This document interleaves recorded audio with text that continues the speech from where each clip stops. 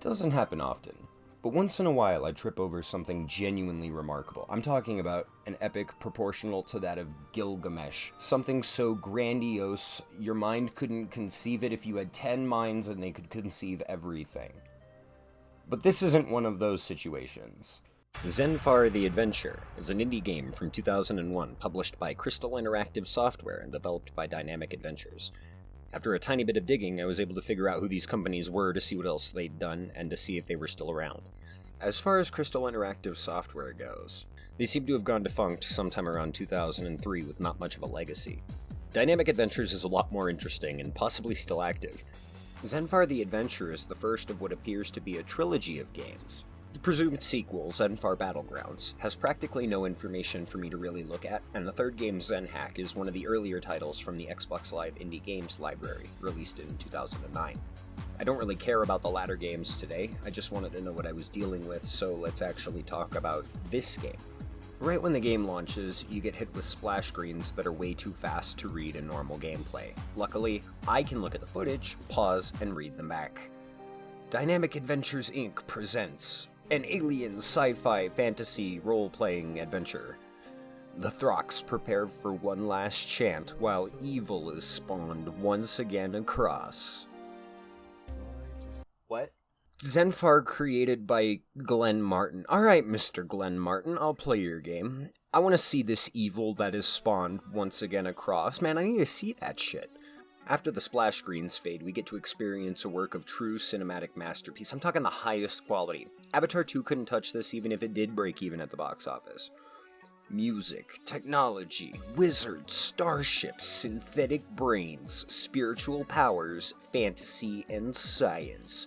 Really, a very awe-inspiring tale. Once the greatest movie ever made is finished, we're taken to a character creation screen that's slightly reminiscent of something an RPG might actually have.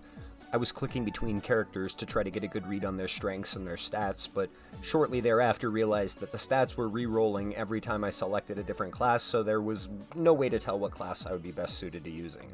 They're all pretty much the same. I'm just going to pick Cosguard because they're apparently good at everything, and I don't know what Cos means, but I want to find out. The game wastes no time. We are immediately thrust into the middle of the world and are told absolutely nothing. There's this guy over here just standing and doing some stuff, and there's some stuff going on over here, but I can't really tell what any of that stuff is, so I'll just talk to this guy. Mentar the Mentor over here has some of the most Class A dialogue in gaming history. You gotta listen to this. Our line has a mandate to serve and save this plane. Our plane, Zenfar. We cannot ignore this. Now it is your turn, Protector. I mean, honestly, I would award this man Best Actor at the Game Awards. He puts every other actor on the planet to absolute shame. Mentar here tells me that he is a protector, and it's his job to stand around and protect the planet of Zenfar, but then he immediately delegates this task to the player. Real fucking responsible, Mentar. What is this a do as I say and not as I do situation? You're just gonna stand around having me do all the work? Now fuck that, man. You go protect your own planet, and I'll go have a look around. The first part of my adventure I spent walking around what I assume was some kind of mothership.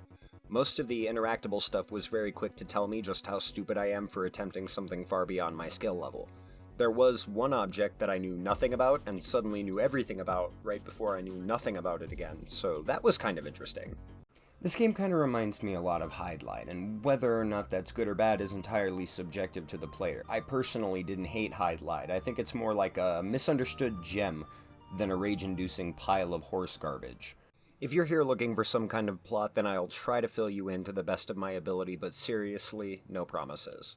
An evil species of rock people called Throx are preparing to perform some ritual called the Chant, which will do something to the people of the planet Zenfar. I couldn't really piece together exactly what was going on, but the idea is that we, as the player, are part of a resurrected Oblivion guard garrison called the Protectors, who really don't like this one guy, Darkion. Yes, that is actually the villain's name. Our purpose is apparently to protect the world from everything and anything, and this chant business has our feathers in a bit of a ruffle.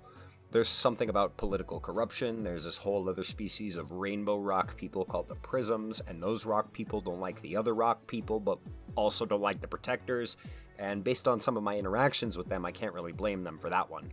At one point I walked through a forest and into a desert that led me around some ruins of some tech stuff, and right into a giant gold room full of weird interactable Hershey's Kisses. I didn't figure out what any of those Hershey Kisses were, but I did figure out that I was too stupid to know what any of this stuff was, so I left. I ran into a girl who asked me to kill some stuff, and then I ran into an identical girl who is conveniently twins with Tweedle Numbnuts over there and thinks this carbon clone will convince me to retrieve some kind of storage disk. Look, my patience is wearing super thin. It's been a long day of questing. I don't really want to find your disk, because chances are it doesn't even actually look like a disk, and I will be too stupid to know what a disk is. There was one moment when this weirdo wearing a literal spacesuit asked me to eliminate the unliving, so I just used logic to weasel my way out of it. If the unliving are not alive, I don't have to kill them.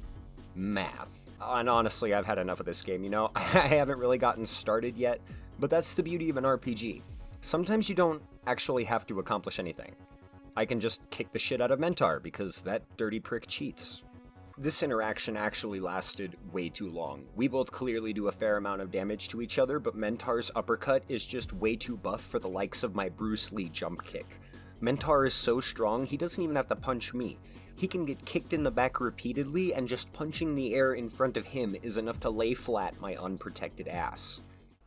And that was Zenfar. I didn't really do anything, I didn't really learn anything, I didn't really get into the plot, and yet still somehow I had an excellent time, and I think that can be attributed to the charm that old forgotten games like this have. There's something really just next level about immersing yourself in an experience that you know nobody else is going to give a shit about, so you can crack a couple of jokes at its expense. It was fun for what it is. I don't think it's a good game, but I don't think it's a terrible mess either, so do with that what you will. Thank you, and have a nice day.